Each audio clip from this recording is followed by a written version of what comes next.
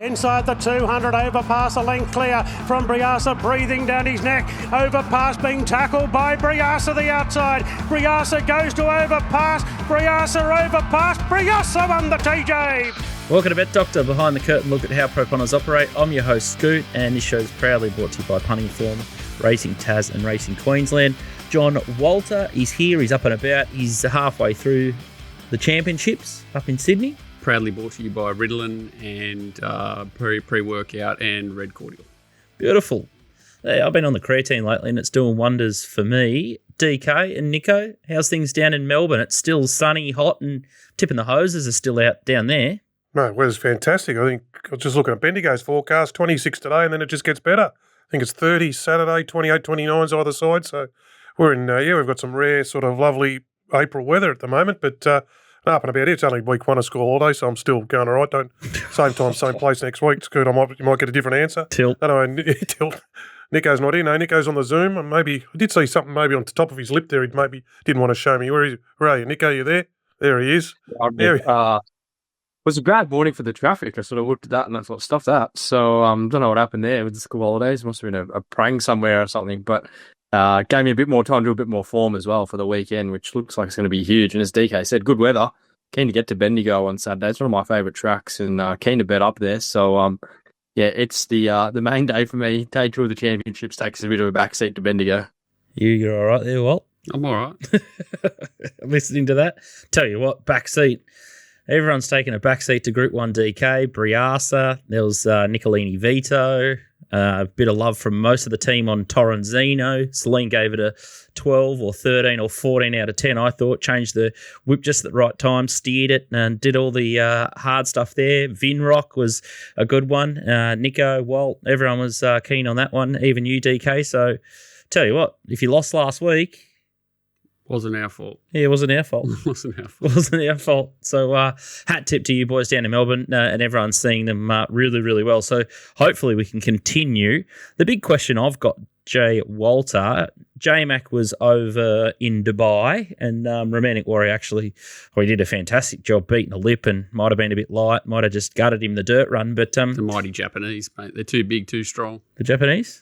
Hopefully they do that again this week. But all the jockeys just decided to go pretty slow in the majority of races. So no J-Mac. Were they sitting around hoping and waiting for J-Mac's whistle, or why do you think they went so slow on such a big day?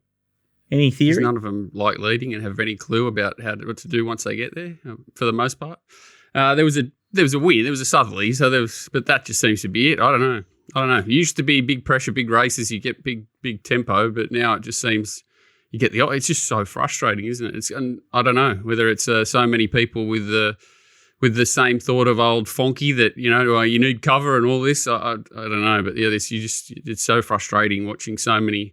Also, I think there's a lot more give barrier trials now too. Like they're just waiting for these, whether race. It's this week or whatever. Yeah, like it's pretty tricky. But even like staying races and mile plus races used to be the races where you guesswork with tempo. Now it's sprint races, or even the Briasa race was run at a controlled speed, which it looked it on paper to be fair, but some of those other races, like the Doncaster, was embarrassing. Like, what the heck? How do you run a Doncaster 10 below and slow down from the 8 to the 6, considering how slow they went? That's the bad one. When I think they go slow to the 8 and then they slow down further to the 6, that shows that either the jockeys up on speed have got no clue that they've controlled and they've kicked. It's pretty weird. But I don't think J-Mac's the answer because he hates going forward more than anyone. But anyway, be interesting to see. They might overplay it this week. You reckon? Nah. Same again. Yeah. I know it'll be. I don't think it has any relevance. Let's just put it that way. All right. The good news. Davidson. The good news for this week, Randwick looks like the weather's going to miss. So there was some rain forecast on Saturday, and Bendigo's the same. It's now dry, and the rain bomb's going to hit Doomben. So I think they're going to get 6 or 7 mils mid-meeting. So hopefully we get some high-quality races, and hopefully the tracks play pretty straight, and most horses get a chance. Nico, you're pretty excited to get out to Bendigo for your yard service. You're on fire last week. Every time I look up on the tweet, it's half a dozen winners. Yeah, we had an all-time day. Sort of once Regal Zeus came out, I really did the Victoria Handicap and sort of followed in DK. And he looked outstanding in the yard. Nicolini Vito, Torrenzino, and then he managed to have something on Rhinoceros in the last. So ran a big game. So we were due. We sort of had a few runs of seconds and a few results that, if they had hit, would have been Simwas. So we're definitely due, but it's good to cheer home the big roughie in the last. It's always how you want to finish. Beautiful. All right, let's hope Bendigo plays straight. You've got you'll be king of the sauce this week. All the tomato sauce. You've got all these shiny horses. Lots of odds on pops. We're going to cover all of the Group 1s up there at Randwick. DK, Jackivi or Jakivi. It's not on English now, mate. Jack Ivy. No, well, that was good. So I cheered it. I'm happy with that. But, D Lane, home you go, D Lane. Let's tune in after the race to see how Arbasenko explains this being none from 18. And he was in tears. And the horse was named after his dad just before on the day he died, after he died. And his dad was Jack, his mum was Ivy. He's telling this story. I felt horrible sinking the boots in there for a bit, but then I looked at my accounts and felt all right after that. So, but there was always a story. And, Jack Basenko. I remember Jack Basenko, his old man back in the day, but the horse named after his dad and mum. We had a horse called Bill and Ted, and I never knew who named it. It was just a lottery thing, and I met this guy at Grafton one day, same thing. He's like, I named the horse. I'm like, oh, yeah, well, so you're a big fan of Bill and Ted, Bogus Adventure? No, my dead father, Bill, and my dead brother, Ted, and his mum, who's never been to the races before. How are you? Oh, Jesus Christ. Welcome to racing. Too good. Last week, too good for me was Aliana. I thought she was a bit short. I thought she was a prep away. I did hear D Lane during the week say that she looked a bit light in the yard. Then she just come out and went wallop. No real excuses. Plymouth and Willie Dewitt's probably a bit of an excuse. He was 3 wide. I was given a bit of a tough run, but don't think it mattered. The market knew there. Market told you what was going to happen. That's what steam, very elegant written all over it, isn't it? Yeah, they want to steam Aliana and they threw out the other one. Yeah, it was an interesting one, and obviously just not enough horse left to go on the backup this week, because I think she probably would have got the job done this week if she was fresh enough. But still in my neck of the woods, I thought Linebacker was given a bit of a sore back. Super Razi was off the map, and then I think I found one maybe a run too early, and that was Winston Smurfield. So make sure you follow it deeper into the prep. I've got Doomben, the lucky last this week, and it's an absolute minefield. Again, it's a really tricky race, deep race, so I'm excited for that. But the early steam was another tricky one too. Statuaro was the only horse that was heavily back pre-post that got the chocolates. Won pretty easily, I thought, which was good. So hopefully they go a bit better this week. There's a good half a dozen, and one of Nico's horses has popped up in the early bets as well. Let's have a look at your new happy hunting ground, DK. We could say that about a lot of tracks, but Pakenham 3 is where you're going to go shopping this week, and it's tonight. So the early birds will have to get on board. It's a 1,600 metre race 3 maiden. It's a Justin Bruce handicap maiden plate. Sorry, Amanoa's the favourite, $2.10. I Only Wish $3.70. Antiquus is $4.40. Tabor $7.50. Lucky Chance $9.50, and then you got Harry Devil $34, and much better the rest. Hard to miss this one. Amanoa from last, and then ends up widest in the bluey turquoise with the white sleeves. And what helps is it's the second pick, so it's 210. This I Only Wish is 370. It's back on the inside in the Robbie Griffiths colours. Maybe a little bit of IG, but there were horses winning down there later in the meeting, and Amanoa's goes 2 to its 1 here late, and puts a hole in it. And they're similar price in the market, but they're close in the market for one horse who's beaten at home 2 lengths and going 2 to its 1 late. So I like that was a very good starting point here. So that was good. Before resumes, it is my old favourite camp, Trent and Natalie, but things have changed there a bit. They're not trying to win every trial with speedy slugs anymore. Their horses trial a bit better and they're a bit more consistent as a camp. So he's trialled well behind Bronte Beach. Bronte Beach is a nice horse of Price Kent's off that trial, come out and was heavily backed and impressive winning at Sandown. So this trialled well. So I thought it would run well fresh there off that trial, just wasn't sure it'd land in the run. And it did go back there, but it followed I Only Wish, which was entitled to do it, was one of the favourites. It just took it nowhere. So then it just ended up too far back from the winner and charged late but just missed. So arguably should have won that. Goes to, so all the stuff I like, second up in trip, jockey change to B Shin. And I think it'll get to Pakenham. it'll enjoy the big spacious Pakenham track. It debuted at Pakenham. It was a very funny run, actually. It was on a heavy 8, and it was going backwards at the 600. If you go and see it, it's sort of last, and it starts going backwards. All of a sudden, it's 6 lengths last. Then in the straight, you watch it get it going again, and it was going good late at TB, said, and made up a stack of ground late. So I first showed some talent, that horse, and this horse, and it's been a bit green and a bit had a spell and all that, but it looks back in Gorda. Not much pace on paper here. I like it's drawn out, but bigger track. Shin, a good tactician in a race of lacking speed, and the second one in the market there. I Only Wish is coming up. It's coming up to start 10, still a maiden. Resumed in a good strong maiden, but sat in the box seat and had every possible. And that second up run there that we just saw, I reckon it just did the same thing. It was sort of there and just wasn't that good late. So I think Amanoa will handle it here. And the other one's Antiquus, I think, has debuted in a race at Benalla. Went back, good speed up front, got a dream run through, produced a win, ran a good race on paper. The race didn't rate. This is a stronger race, but it has got positives up in distance, B. Allen, having a second start. But I think Amanoa's got, with B. Shin, got a few more favours. So, yes, Trent and Natalie try and get one home for them tonight with B. Shin on it. Amanoa at Pakenham. Well, you made a very compelling case there, DK. I'm all aboard. Nico, any challenge there? No challenges. That last up replay just told the full story there. That was a big close, and I haven't really had too much time to really get into the Pakenham form as of yet. So happy to back in DK. Yeah, outstanding stuff. So that's Pakenham race 3 tonight, and it's Amanoa, and B. Shin is a big key change there. Let's get straight into Bendigo and have a look at one of Nico's best bets. Comes in the first race. It's an interesting one. It's typical Nico, benchmark 78, 2,400 metres. He loves this kind of scenario. Steel runs a favourite here, 320. Dashingus Prestige, 380. Inevitable Award, 550. St Vincent's Garden, $6. Amazita, 750. Zulu Angel, 850. And much, much better than the rest. Let's have a look at it here at Ballarat. St Vincent's Garden, Nico. Yeah, he's in the Williams colours, and he just sort of coming up. He just gets chopped out of a run here. He's not going all that well, but I think this sort of hurt his momentum. He ran the 10th fastest for draw of the race, which may have been the slowest of the race, and the 4th fastest last 200.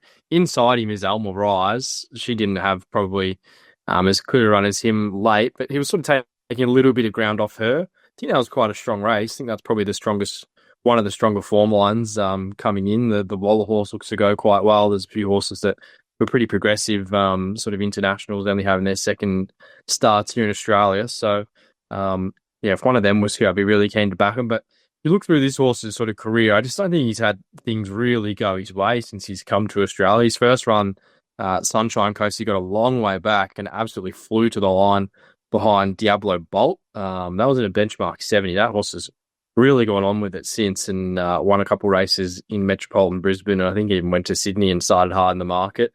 Then his next run, he went to a 2,000 metre benchmark 78 at Flemington.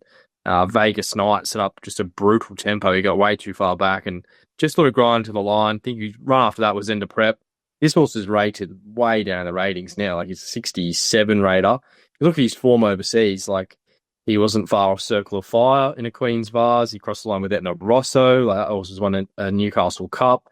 Even the day when he ran third in the Vinnie Rose Stakes, the winner was Harbour Wind, who goes pretty well. He beat home Etna Rosso and he beat home Waltham. So I think if you're going to draw a line through that and put any of them in a benchmark 78 at Bendigo, they would be favourite. I think he's had some genuine excuses these runs here in Australia, and Team Williams, they love sending their horses to Bendigo. They've won this race a fair few times.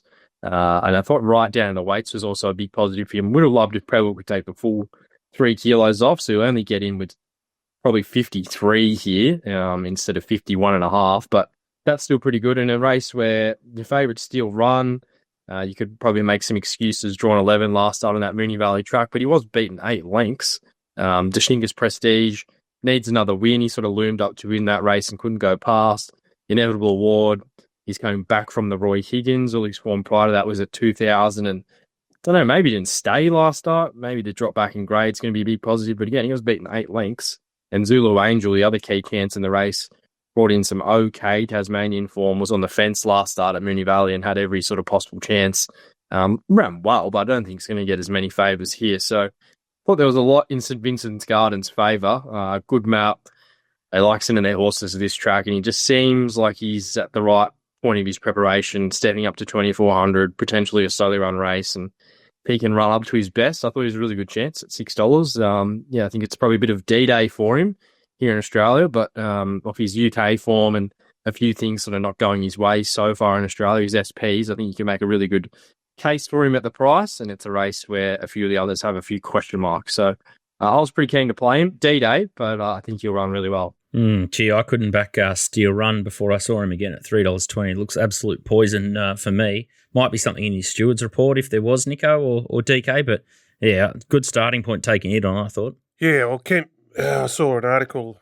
Ken said he pulled up a bit sore. Was no shock on that goat track, and you can excuse any horse that bailed on that day, and the track was a complete and utter shambles, you know. So it went from cruising to casting a stride there, and then but out in the worst ground. But then Distinguished Prestige sort of got out there itself and went straight past it. So I don't know about all that form. I didn't mind Nico's angle here. I sort of had a look at these on it's Nico's wheelhouse, 2,400 metres, as you said, 78 on the Saturday. But I thought with the putting T Preble on, it looks like there's zero speed here, even though he can't take the full claim. The roll forward, get him rolling, like the backup, like quickly up in trip, the backup off the soft run, second up, against like stayers who like stamina and stuff like that, like Steel Run. He wants a race where he can use his stamina. This could turn into a bit of a sit sprint, and Nico's horse might be the right one here. Yeah, I thought the El Mirage form was pretty good, and that was just a funny run race as well, that one I thought. So don't mind the angle here, something a little bit different. So $6 around the traps for Bendigo Race 1, number 6, St Vincent's Garden. An interesting point you make there with Tom Preble and the claim. So mainly got a kilo off there, despite it looking like he'll go to 51.5. So something to look out for there. Let's have a look at race number 8. It's the Bendigo Guineas. And a cracking race here, a bit of SF, bit of MF, but it's SF. It's Wonder Boy, $3.40. Favourite here, it's Nadola, $4.80. Favourite, Calcalo, $6.50. No strings attached, $7 somewhere. $7, $9.50 Ruda Royale in from 12. And then you got Exuberance, 14, and much, much better the rest. Horse you like here is Ruda Royale, Vico. Here it is leading against the good horse. Yeah, King Zephyr runs him down, which is... no knock in his form. He looks like he's Saturday class any day of the week, maybe in group class, King Zephyr. And if he can do similar in this race, this is a day where it is advantage, rail true, potential hot conditions. Generally, in those sort of scenarios, it's a big advantage to be near the fence at Bendigo. I didn't think there was any pace in this race. His one win actually did come here at Bendigo. I think it was over 1,300 metres where he beat Plymouth and Athanatos, pretty strong maiden, and they sent him straight to the front there, and he led. They led on him last start, just run down by a better horse. That was a very strong benchmark 70. The third horse, Dirty Grin, had a bit of form coming into that. Now goes back to the 3-year-old grade. His last run at 1,400 when he was in this grade, he ran second in the Blue Sapphire behind Pisces. His former rounds of Evaporate, Henline, ties in, and I think this is sort of a really suitable target for him. I like Bo Merton's going aboard. He's a good front-running jockey. And in a race, though, there just didn't seem a whole lot of speed. If he can control the race, potentially have a pattern in his favour, I think there's a real chance he could start a bit shorter than $9.50. It is a race where you might cop some deductions if no strings attached goes to Sydney. That's probably the one knock there. But when you're looking, if he comes out, Nindola and Wonder Boy definitely have the talent. I think Nindola's suited back to 1,400. He just didn't look like he ran out a strong mile last start. He has been around a bit this campaign. Like he's been up since his first up run was the end of January. Now they go Winkers on. He probably maps well. He doesn't win all that often. It's probably the knock with him. And the same with Wonder Boy. Like he was great last start in the far lap. He probably just didn't handle that Sydney bend. He got himself into all sorts there. He was really strong to the line. There's no real knocking his recent form, but he's going to go back. He has no early speed, and it could be a day where if the track is hard and fast, that could be a tough task to come from the back. And as we've seen throughout his career, he needs everything in his favour to win. So I think Ruderol gets all the favours. He's good enough to win this race. And with a pattern in favour, he should be hard to catch. I thought one horse you can make a good case for may improve and sort of has the stalking run as Calcalo. He sort of had every chance. His last two bumped into No Fuss 2 starts ago. It looks a good form line. Last start had every chance, but it wasn't a strong benchmark 70. he may improve with the blinkers going on. That seems to be a bit of a recipe for success with the Mar horses over the years, and he does draw very well here. So I was looking for the on-paces throughout the day at Bendigo. If the track evens up and it is fair, it'll be even better. But I think just with the way the conditions may be, I think the on-paces could be suited, and Rue de Royale should just get every favour out in front to break through again at Bendigo. Beautiful stuff. Tricky race. Thoughts, DK? Yeah, it was a tricky race for me. I've been in the Wonder Boy corner all prep, and he's just things just haven't worked out for him. Like if the first two runs he couldn't win down the straight, he was in the wrong part. In the slowly run Manfred, he was out the back. Then I really kicked up for him at good odds, and he ran. Probably should have beaten next Noonan, got held up at a vital stage. Then he goes to Sydney behind Lazura. They crawl. Nash just struggled getting him around the turn. Like he just struggled. Looked like he struggled getting around that way the first time. And when he flattened out the last 150s, flattened out well. And I know it was a walk and everything. You can't read much into those races. But Lazura was a moral beat then after that. And I like Moddy going on. He's got the soft hands. But Gate 9, where does it end up in the run? And the other horse, who's, again, I'm not sure where it ends up in the run, but he's I reckon he's a proper horse. He's the horse called Somewhere. Jerry Ryan loves this meeting. So the horse would have been targeted for this meeting fresh. He ate Posons de Lune and he won the Cups with the K horse or something. I think he's won it before. He loves this meeting. He's from Bendigo born and bred. So it'll be here to run well somewhere, but I think it is first up and might be better with a bit of sting out of the ground. So yeah, it was a tricky race for mine, but I can understand Nico's angle of trying to find the on-pacer at this track, 30 degrees, drying track at Bendigo. Forward near the rail can be the best spot. I agree with everything DK says there, and I was just had a bit of air out of my tyres when I read Equicast on Somewhere, so I thought, oh, well, it might be enough to... No, Walt's the Equicast man. He says it's just like nail polish or something, isn't it, Walt? Yeah, it sounds like 2% winners lifetime Equicast on. It's a cracker. Just unload Equicast on, and no, I won't say that. Casterton. Yeah, it's Equicast on equals cast. Cast equal. That's the key word there. Cast. Yeah. Equicast is the bad one. Oh, yeah. I look at this and think, where's the speed? And it's definitely Nico's horse. So I think leader's track you want to be on. So pattern, crucial, you'll know by then. And so Nico's going to chips in Bendigo race 8, number 9, Rue de Royale. If you want the gold-plated set from Nico, he's going to be up there at Bendigo, home of Age Up. And make sure you head to Nico's Yard on Twitter or jump on to his Nico Noonan handle, and he'll help you through to the Patreon so you can sign up and get subbed on and start smashing the bookies late off the yard. So well played, Nico. Hopefully Bendigo races well, and hopefully they've got the hose under control there. Keep saying it, but that's the way things are racing at the moment. All that artificial water makes life really, really tricky. Walt, Randwick, should we just get straight into it? Yeah. Cool.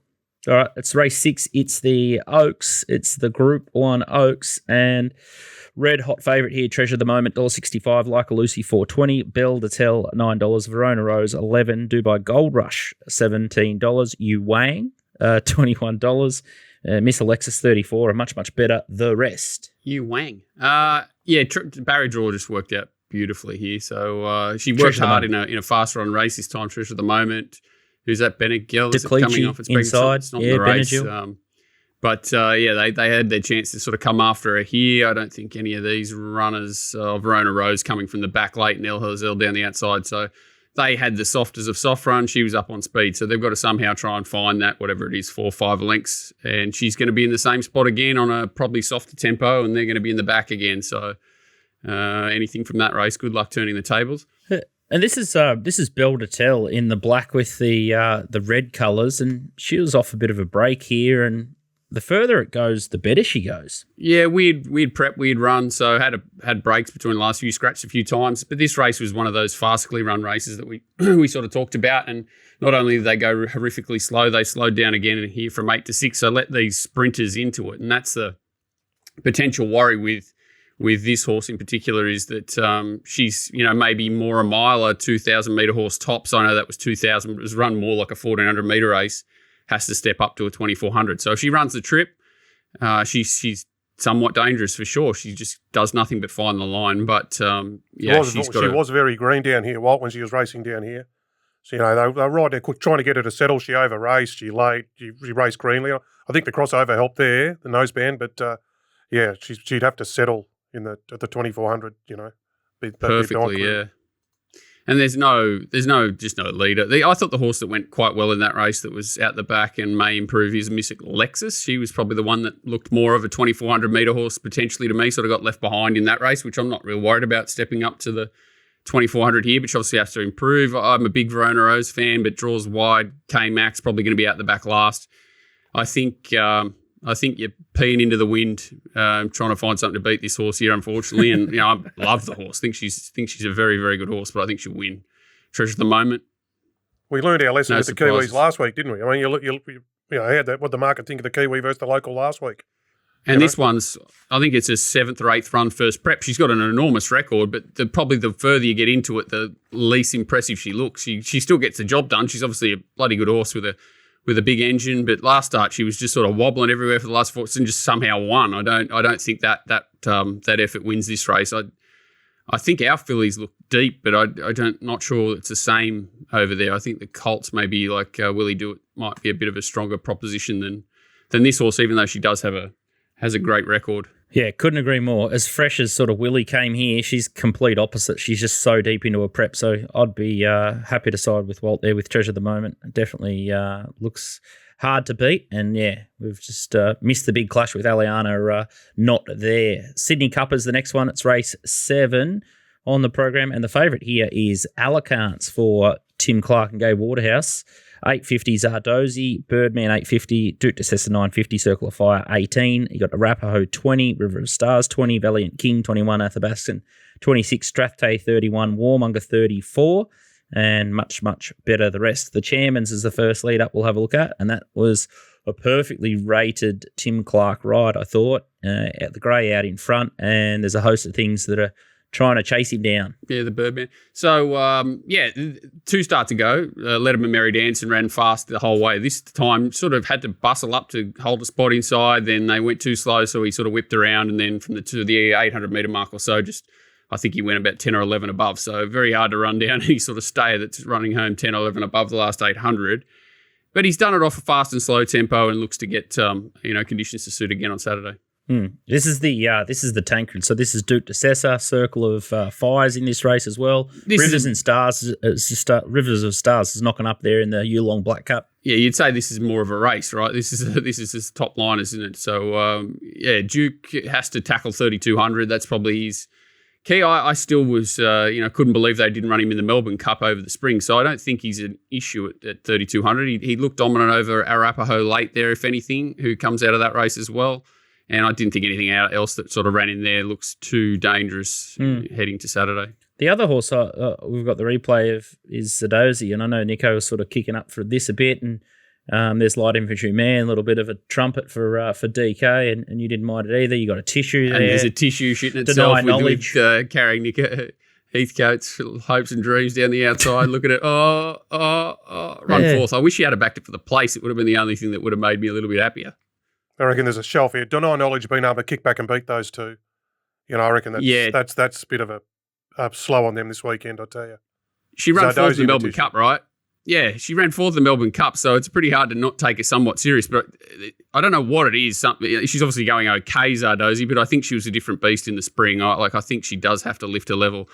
And they definitely gave her the full Bart Cummings prep, sort of that 1,600 the week before Melbourne Cup. It just had a sense of timing, didn't it? Whereas here, she doesn't look to have the freshness in her legs that she had there. And I think she may not be at her best compared to then. Are we stopping? I think that's enough. That's it. Well, Alicant's just such a great sense of timing. Poor old Barjas has got it right at 52 kilos, so no hamburgers for him this week, but I'm sure he'll do it easy, to get on a horse like this.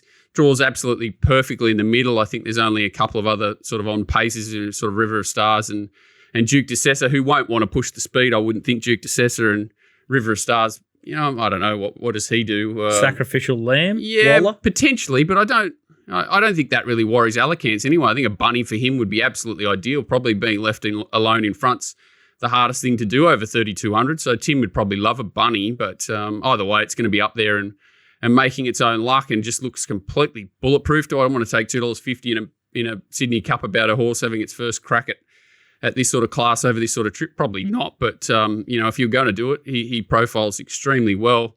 Duke Ducessis, would love a bit of rain. It's not going to get it. I don't think there's potentially some Saturday, maybe, but not really. If it came, it would suit him, but he's going to get an absolute perfect chance to run the G. I think he's flying.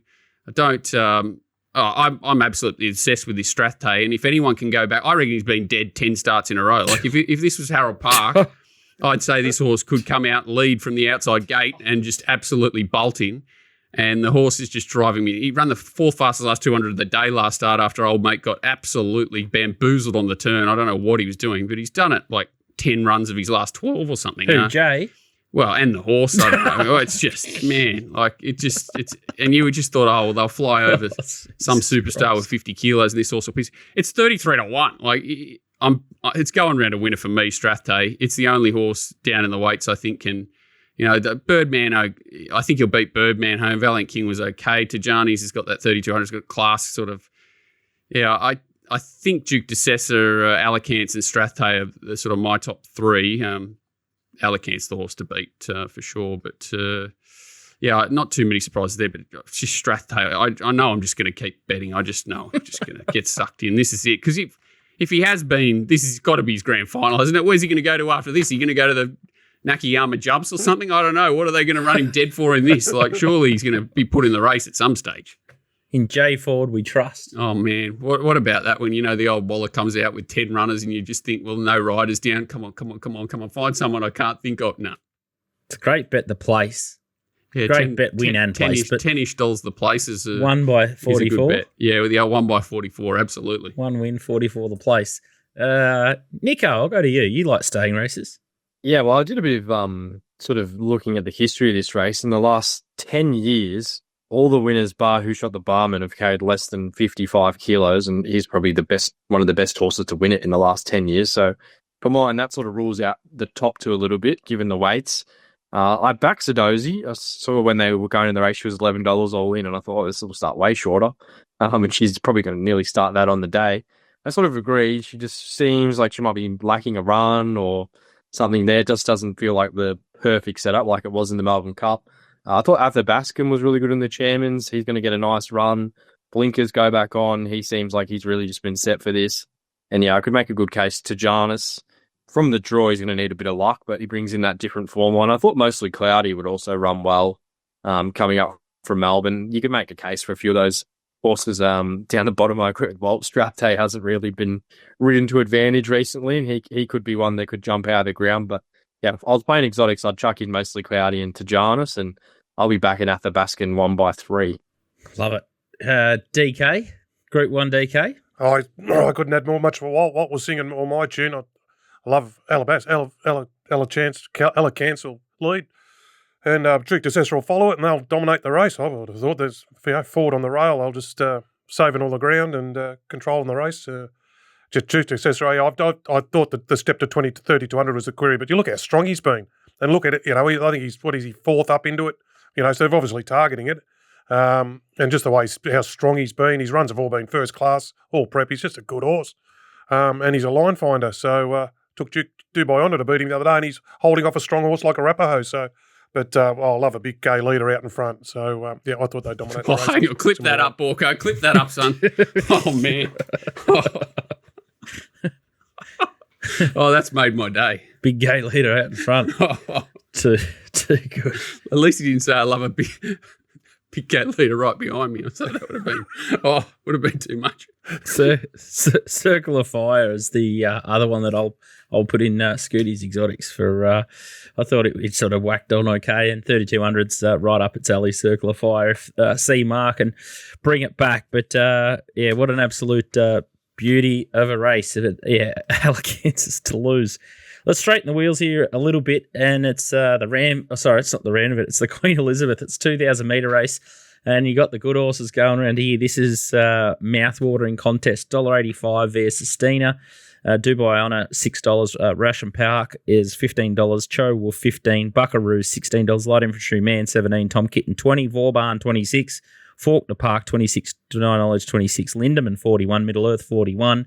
And much better the rest.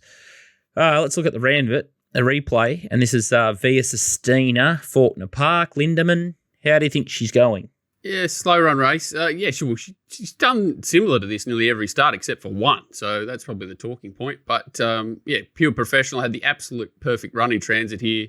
Nothing more could have gone right. That's Lindemann in front, who's 50s in this race, and Faulkner Park, who's 33. So, is this the true test to it? Is she sort of racing away from them? She's definitely holding them, but Faulkner Park's definitely not, giving too much ground there. And she's ready to go. She's perfectly set up. She draws one again. That keeps coming out of the barrel. It's too good. I think David Copperfield must be the bloke who pulls the balls out of the barrel because he just keeps pulling out number one for this horse. But she's going to get a chance.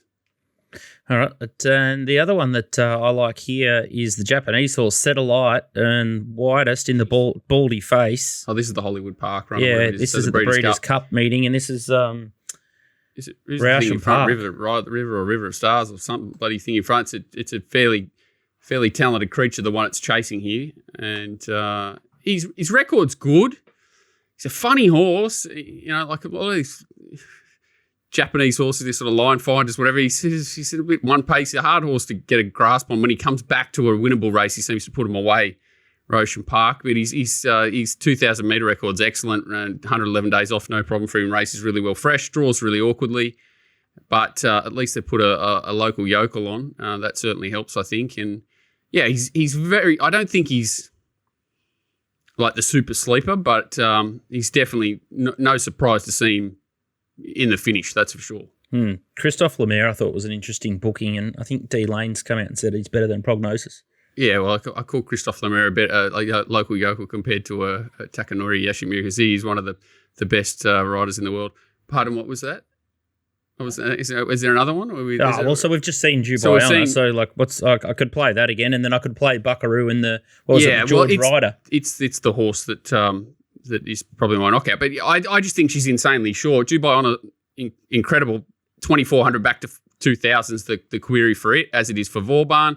Bit more smelly for Vauban. I think he looked like he was absolutely perfectly set up for the Sydney Cup. Like he'd probably start close enough to second favourite there, and they've chosen to come back in distance and run in this. And it does feel like they're giving him a run and setting him up for the spring. So I don't think it's ideal 24 back to 2 for Vauban, especially from the draw. If he drew softer, it would have been a different story. Whereas Dubai Honour's just classy horse around this distance range. She's going to know he's in this race. Light Infantry Man, absolutely perfectly set up. I think Tom Kitten's absolutely perfectly set up. He has to take a step up to probably reach these, but I would back Tom Kitten to beat Lindemann. So, that's a ties in with Via Sistina there. I thought Buckaroo's run first up was absolutely insane. I think he's absolutely flying. If he had another run under his belt, I'd probably be marking him close to second favourite. I still will because I'm a psychopath. Draws perfectly. Old Tommy. As much as we sort of love-hate with Tommy, he does rise to the occasion at times, and he rides, those colours have a lot of trust in him, and he usually repays them. I think Buckaroo's clearly the horse that can jump out of the ground, and he was just a different horse in the spring, and it looks a bit forgotten here to me. Faulkner Park ready to go. He's going to be dangerous.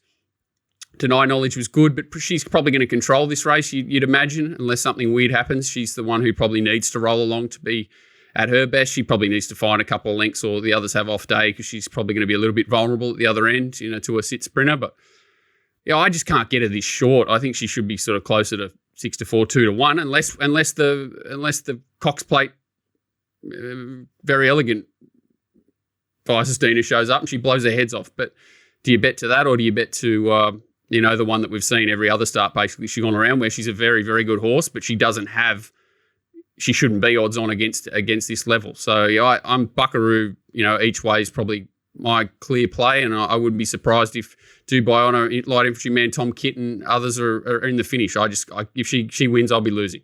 Well, that was pretty comprehensive. You could have just screamed down the camera and said "Lay Via Sistina." No, because you don't like it. Nico, do you want to go first? I've looked around for my 2 cases of ginger beer too. I haven't collected them yet.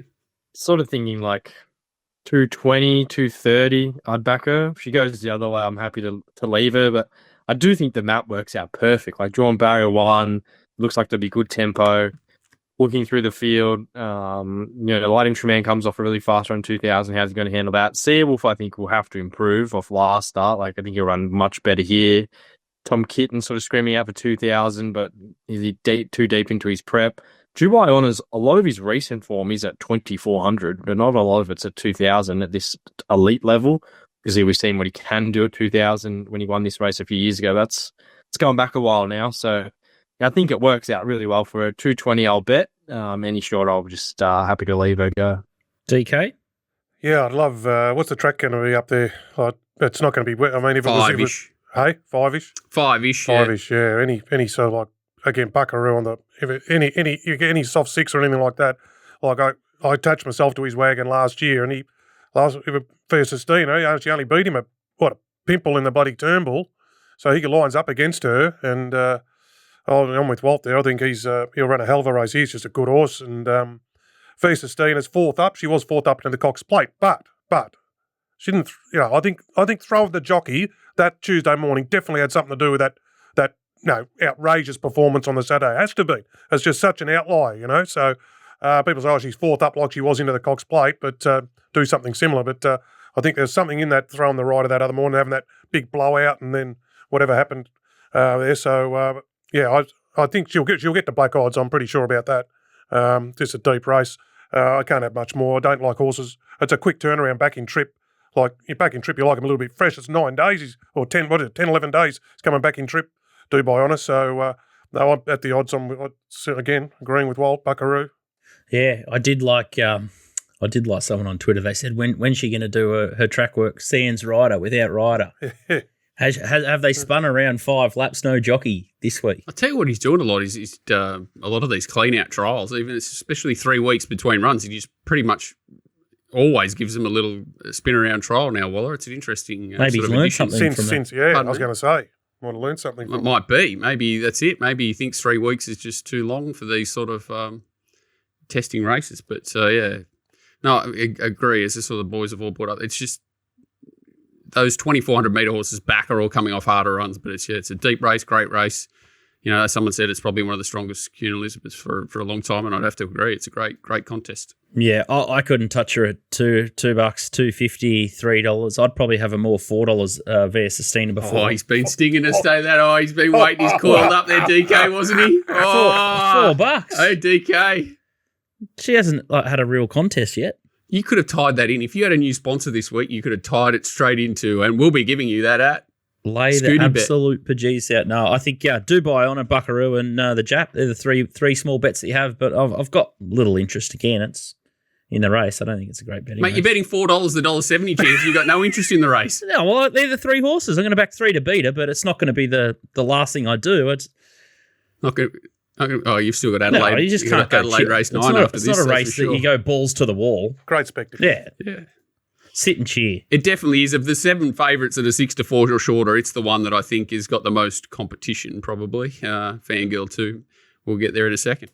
Yeah, I think out of the 4, she's probably the most vulnerable, which is scary because the other 3 could be absolute good things. Randwick race 9 is the next one. Let's have a look at the market, and no surprise here that Fangirl is favourite. We're going to have a look at a George Ryder run in a moment, but $1.95, Steffi Magnetica $5, a Tissue $7.50, Lazura $9.50, Amelia's Jewel $13, Grinzinger Bells the Speed in the race $13, Curve Volante is $31, and then you got Lekvade, that last start winner on the wet track, $41, and Our Gold Hope $41. I've only got one replay here, because I thought the run was absolutely spectacular. 3 wide the entire, in the pink, and just doesn't shirk the task. Sort of lays Big in there stiffy a little right in bit, front of her, who come out and won the Doncaster. Yeah, Joe Wolf's leader who had the soft in front, come out and got beat a lip in the Doncaster. So, and there's the big Buckaroo. There's the winner, DK, poking in behind with Tom Kitten on its outside. Yeah, she's just been faultless this prep, hasn't she? She's that was just another run that topped her off perfectly for this. It's our only replay. Yeah, well, you've already seen the other replay. If you haven't got a horn for your horse here, I don't think you ever will. I'm hoping Grinzinger Bell, who should lead, is very similar to a mini private. What's her name? Pride of Jenny or Deny Knowledge, who does usually run it in negative, sort of goes out quick and comes and turns the race into a bit of a staying test from the 800 metre mark. That's what I'm banking on here, because otherwise Fangirl probably sit sprints and beats them. I thought Steffi had her Christmas last week. And, if that medium tempo rolls out, she'll probably, she can win again. She can win again, but I think she's, I'll cut to the chase. I think a tissue each way is one of the greatest bets I've seen in quite a while. $7-8 each way. The run that we just saw previously on that really fast run race, 2000, like she looked the winner, didn't she, at the Tour? Did you think she looked the winner at the 200 metre mark? No, I never did. You never did? No, but 2000 really hard run race in open grade. Found her out, but back to a mile here. If they do run along a little bit and she gets a sniff of them, I think she's going to be extraordinarily hard to hold out. I didn't realise she's had 50 starts, 12 wins, 16 placings. Yeah. I nearly died when I saw that. Her record. She's been around quite a while, but she's just so consistent. So well set up, but it does revolve around just having a little bit of tempo in the race because she probably will get out sprinted by Fangirl unless they really do make it a nice test. So if you can sling the rider on Grinzinger Bell to go that extra couple of seconds faster to the 800 metre mark, I'll be happy to chip in. And metaphorically speaking. And there's not much depth to the rest of the race. I don't think Amelia's Jules doesn't seem at her best. Lechfart is one of my favourites, but she's not at this class. Curvolant, they're all just below this level. Even Lazura probably has to go to another level, even she was a bit unlucky last start. The top three of the class. A bit. Yeah, well, that's it, especially at set weights and penalties. So $7-8 each way just seems stealing an opportunity to me for a tissue. Yeah, it just looks like the Waller's got, okay, this is your turn to win the race, Fangirl and a tissue, and then I'm not going to put Firestorm or Lady Shenandoah anywhere near to me. So they're the only two chances in the race. Lady Shenandoah's in the paddock. Yeah. It has been for a month. What have you got? Some big wasp coming at me here. It's like Animal Farm in here. Have you boys got anything further to add there or found a different horse? I sort of thought looking at the race that I'll agree with Walt. If Grinzinger Bell sort of is mini Pride of Jenny, which she did last start, she had Bates on, went straight to the lead, at a real fast tempo and just everything in behind her was gas trying to chase. So yes, she had the pattern in favour. But if Bates rides are similar here, which I think he would, Fangirl, when she's met Pride of Jenny, has been really exposed. In the King Charles, the Champions Mile 2 years ago when she met her, and Jenny wasn't at her best in the Champions Mile last year, but Fangirl did it only across the line with Steffi Magnetic, and Amelia's Jewel probably had the worst run in that race. She cut up the whole field. She was left in front 400 metres out, and they just sort of swarmed her late. I sort of think she's the big improver here. She ran second to a tissue in the Empire Rose. She comes back to weight for age here. She carried weight last start. In the Coolmore, it was a really good win first up at Randwick. Sort of drawn just to stalk a little bit here. I thought she can really improve. And if you're going to take that line of the Champions Mile and the Empire Rose, well, she's right in there with these mares. And she just may have a bit more of a sense of timing. If it is a sit and sprint, Fangirl probably won't be beat, but I just can't see that happening with Grinzinger Bell. So a tissue, I knocked her out of the yard last time. I thought she could move better. Maybe she can improve off that run. Could see her being really effective under the race shade. I'm just a little bit worried where she's at, but can definitely see the appeal at the price. But yeah, I think Amelia's Jewel run right to her best, and that is very competitive with these mares. I thought we saw in the spring. All right, Nico's going to put the two favourites in, Fangirl and Steffi, but agree with a lot of the sentiment that he's making there. Mate, if it bites me, it bites me. Just play on. Don't worry about it. Should see the size of it. There it is. These things come off of second best biting redheads. Don't worry, mate. We've got blood that kills anything. Around. Oh, my God. Don't worry about it. It is big. Don't worry about it. Christ. Mate, I had an ostrich try and eat me the other day. That thing's nothing. So there it is. So they go slow. It's Fangirl. And if there's a bit more pressure, Tissue and maybe Amelia's Jewel are ready to sort of peak. And the other thing I did notice hearing Chris Waller speak is that a Tissue is only really getting cranked up at runs 3 and 4 in her preparation the older she gets. So she just needs, she has that bomb run fresh, and then 3rd and 4th up is her go as well. Racingwatch.com.au is where you find Walt 24/7, or you can just get the Telegram if you just want tips only. If it's too hard to sort out all the dribble and the chat in his Discord, you just get it on the Telegram channel and have noise-free information. So make sure you check that out for your New South Wales form. Lucky last at Brisbane for me, and this is an absolute doozy. It's a real tricky affair, this, because You've got a really classy horse like Sofrado that's coming out of the King of the Mountain on a bottomless track. And then you've got a horse like Devastated who heads up the market at $5, dropping back to its more suitable distance, $13.50. So $5 Devastate, Sofrado $6.50, Warby back in town, had its birthday last week though, $6.50, Set to Shine $7.50, Space Tracker $8.50, Edited by $9.50, Miss Jolene $10. Our Magnus 11 Kerchak is $16, and you got Encoder at $26. I'm inclined to take on some of the favourites here. They're a little bit beaten up, but the trial that really caught my eye here is Miss Jolene, and she's in the blue here with the white baldy face. You got Comrade Rosa behind her in the golden colours. They backed the pants off Comrade Rosa last time, and it was 7 into something like 380. And things didn't really work out for her last start. But I loved Miss Jolene here, and especially through the line. And I just can't understand how she's $11. She was really good in a couple of runs last preparation. When she got beaten by Zaphod, she clipped heels, lost a plate, and still managed to get beaten only a length. She had form around in Coda in the Magic Millions wave race. And then in the Sub-Zero as well, she nearly beat in Coda further out to 2,200 metres. But I think she's sort of 1,400, 1,600 metres on a wet track, this mare.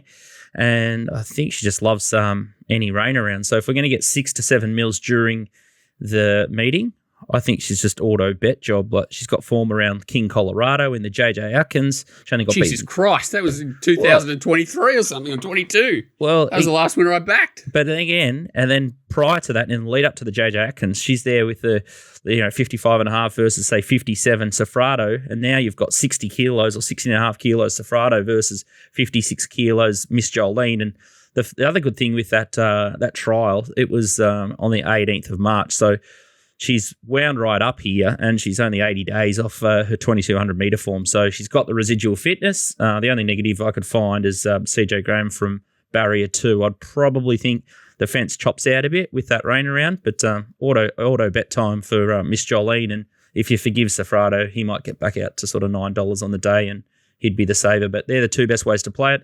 Just think a lot of the horses deep into the market are pretty used up, and all the Brisbane form's just about to change because all the class horses will just start gearing up and ripping in for the Brisbane Winter Carnival. But two-horse play.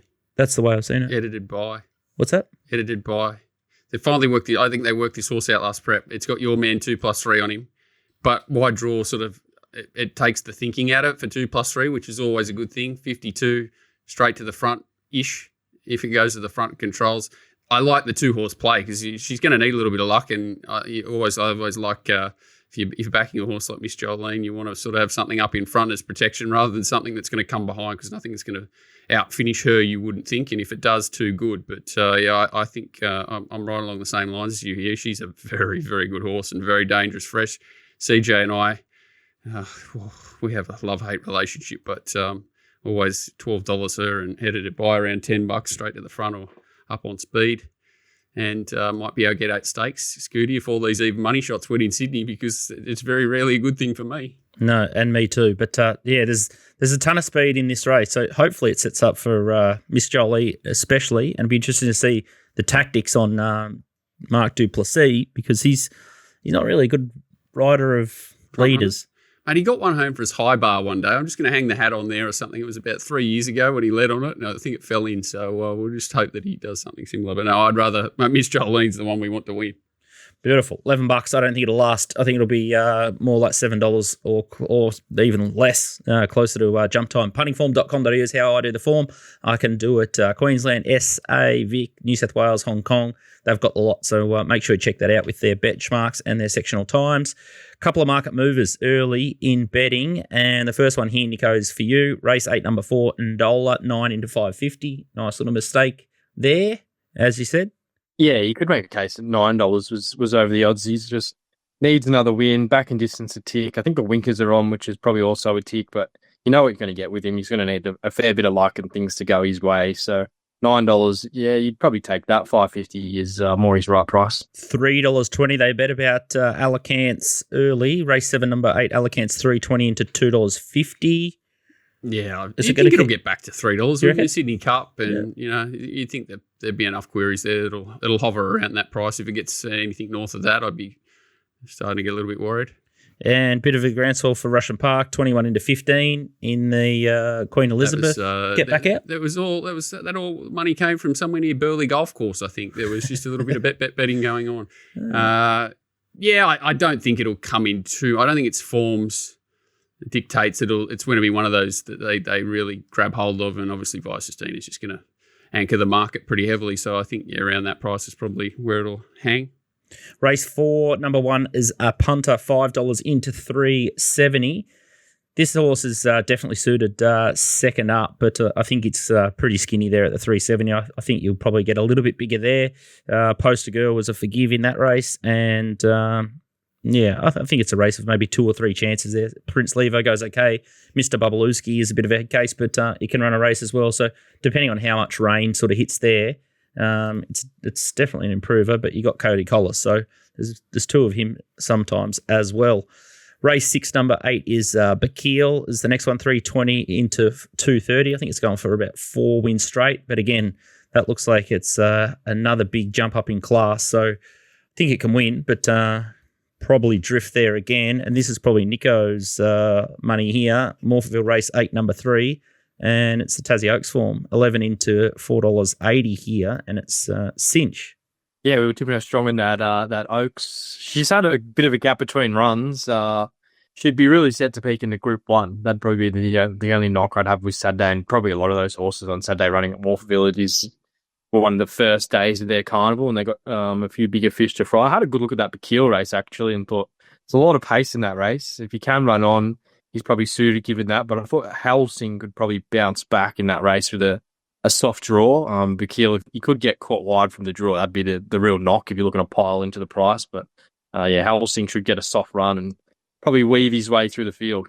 Even Air Assault's going to give a really big kick. One of your old horses, Walt, in that one in the city of Adelaide. So it's a real ding-dong race, I'd expect Bakil to drift a bit. But Cinch is a bit of an eye-catcher, but as Nico alludes to, not grand final day, and it hasn't been sighted since the Tassie Oaks, so might be a run short or most vulnerable there.